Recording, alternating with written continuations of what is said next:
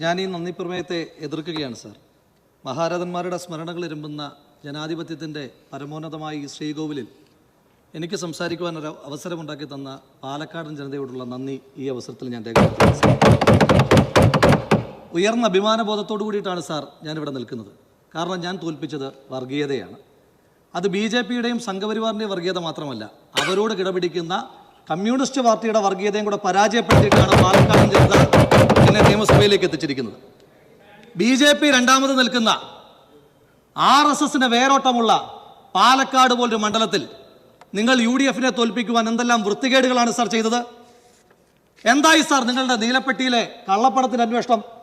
1 dozen മന്ത്രിമാരല്ലേ ഞാൻ അവിടെ കള്ളപ്പണം കടത്തുകയാണ് നീലപ്പെട്ടിയിലെന്ന് പറഞ്ഞ ആരോപണം ഉന്നയിച്ചത്? ആ ആരോപണം ഉന്നയിച്ചിട്ട് 2 മാസം കഴിഞ്ഞിട്ട് ഒരു FIR പോലും രജിസ്റ്റർ ചെയ്യുവാൻ കഴിയാത്ത ഗതികേടിലല്ലേ സാർ നിങ്ങളുള്ളത്? ആ പാതിരാ നാടകം കേരളം കണ്ടതാണ്. ആ പാതിരാ നാടകം കണ്ട കേരളത്തിന് പാലക്കാട് സമ്മാനിച്ച വിജയമാണ് എൻ്റെ നിയമസഭാ സാമാജികത്വം എന്ന് സൂചിപ്പിക്കുവാൻ ആഗ്രഹിക്കുകയാണ്. ആ രാത്രി നമുക്ക് മറക്കുവാൻ കഴിയുമോ സാർ? MB രാജേഷ് ഏതാ, DV രാജേഷ് ഏതാ എന്ന് കേരളത്തിന് മനസ്സിലാക്കാൻ കഴിയാത്ത രീതിയിൽ ഒരു സിനിമയിൽ ശ്രീനിവാസനും തിലകനും യാത്ര ചെയ്യുമ്പോൾ പറയുന്നുണ്ട് നമ്മുടെ രണ്ടിൻ്റെ ശബ്ദം ഒരുപോലെയാണെന്ന്.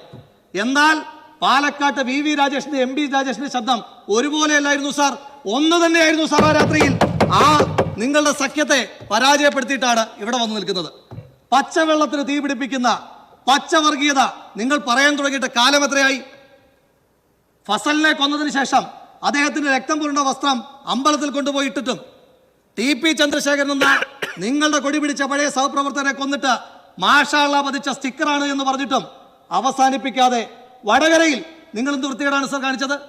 കേരളത്തിന്റെ മതേതര പാരമ്പര്യത്തെ ഉയർത്തിപ്പിടിക്കുന്ന ഷാഫി പറമ്പിലിനെ പോലെ ചെറുപ്പക്കാരൻ, അയാളുടെ മതേതര മുഖത്തിന് നിങ്ങൾ കൊടുത്ത വ്യക്തമായിരുന്നില്ലേ കാഫിർ സ്ക്രീൻഷോട്ട്? എന്നിട്ട് അതിന്റെ അന്വേഷണം എന്തായി സാർ? ആ കാഫിർ സ്ക്രീൻഷോട്ടിന്റെ പരാതി കൊടുത്ത ആളുകൾ തന്നെയാണ് ആ സ്ക്രീൻഷോട്ട് ഉണ്ടാക്കിയതെന്ന് തെളിയിക്കപ്പെട്ടിട്ടില്ലേ?